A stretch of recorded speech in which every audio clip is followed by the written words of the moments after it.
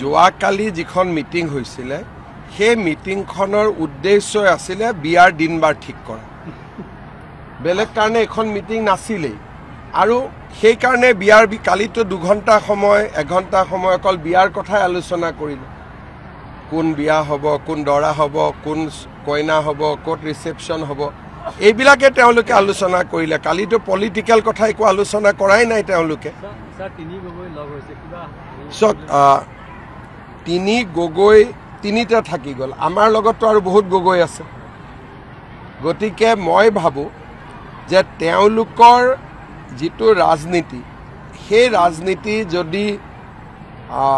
তলে তলে চলি আছে আমি ওপৰে ওপৰে ৰাইজে দেখাকৈ কাম কৰিছো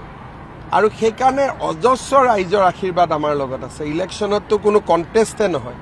ওচৰলৈকেও নাহে নিজে নিজে হাৰি থাকিব নেকি